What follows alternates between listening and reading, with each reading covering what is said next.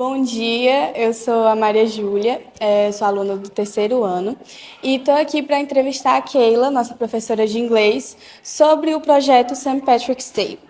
A primeira pergunta é: o que inspirou você a criar o projeto St. Patrick's Day aqui na escola? Oi, Júlia.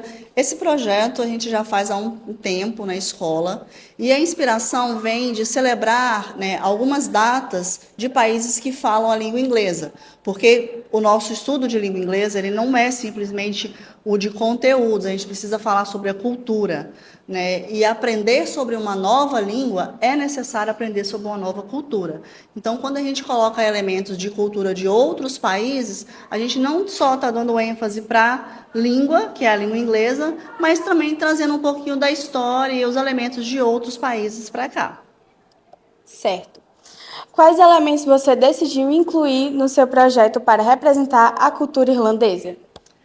Bom, os elementos a gente decide a partir da data, né? St. Patrick's, ele foi um bispo da Igreja Católica, numa época em que os cristãos eram muito perseguidos, e ele precisava de encontrar uma maneira de anunciar o evangelho sem que esses cristãos fossem, sofressem as consequências por isso.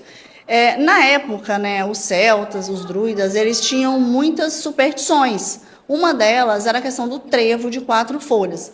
Então, ele teve a ideia de colocar esse elemento que antes era místico para dentro do cristianismo. Então, ao invés de ser um trevo de 4 folhas, ele sugere o trevo de 3 folhas, que significa Pai, Filho e Espírito Santo.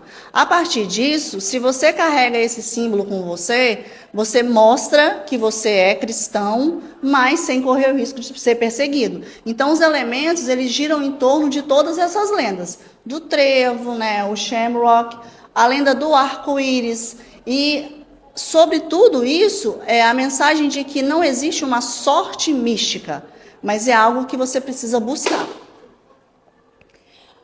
Como você planejou a execução do projeto? Bom, essa parte fica por conta dos alunos também. Eu faço o projeto, depois reúno todas as salas, a gente escolhe os líderes, e aí vai dividindo os temas e por habilidades, por afinidades entre grupos, cada equipe vai ficando responsável de executar a sua parte. Qual foi o maior desafio nesse projeto? O tempo. A gente sempre tem um problema com o tempo, porque o inglês é uma aula por semana, então a gente não pode ocupar outras aulas, a gente não pode também ficar muitos dias envolvido somente com o projeto, porque tem o conteúdo também.